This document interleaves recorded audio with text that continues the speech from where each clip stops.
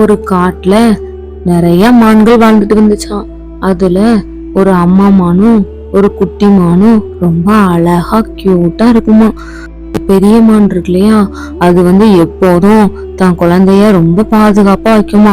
சாப்பிடும் போது, தண்ணி குடிக்கும் போது, எல்லா டைமும் சிங்கம் எதுவும் அட்டாக் பண்ணிடக்கூடாதுன்ட்டு அந்த மானை ரொம்ப பாதுகாப்பா பாக்குமா. அதுக்கு அதுக்கு நடக்கிறதுக்கு, ஓடுறதுக்கு எல்லாமே கத்து கொடுக்குமா. இந்த குட்டி மானுக்கு ரொம்ப கோவமா இருக்குமா. ஒரு நாள் கோவத்துல கோச்சிட்டு போவையும் அவங்க அம்மா பின்னாடியே போயிருக்காங்க. ஒரு நாள் ஒரு சிங்கம் விரட்ட ஆரம்பிச்சிடுச்சான்.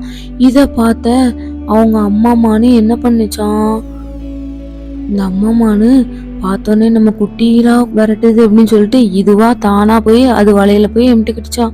உடனே இது வேகமா ஓடனுச்சான். எப்படியாவது நம்ம தப்பிச்சிடணும், நம்ம பிள்ளைக்கு நம்மளை விட்டா யார் இருக்கா அப்படின்னு வேகமா ஓடனுச்சான். ஆனா முடியலையா. அந்த சிங்கம் அத கொன்னுடே செஞ்சிருச்சான். பாவம் அந்த மானும் செத்து போச்சான்.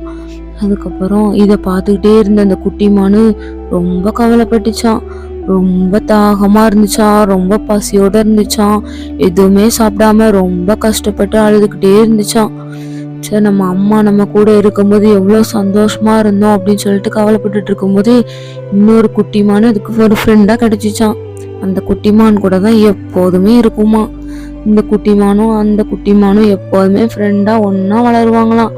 எவ்வளவுதான் கூட இருந்தாலும் சரி, அவங்க அம்மாவை அந்த குட்டிமான அடிக்கடி நினைச்சு பார்க்குமா. நம்ம அம்மா நம்ம கூட இருக்கும்போது நம்ம அவங்கள பத்தி புரிஞ்சுக்கவே இல்லை. நம்ம அம்மா நம்ம கூட இருக்கும்போது நம்ம அந்த அம்மாவை எவ்வளோலாம் கஷ்டப்படுத்தியிருக்கோம். அம்மா எவ்வளோ நமக்கு நல்லது பண்ணியிருக்காங்க.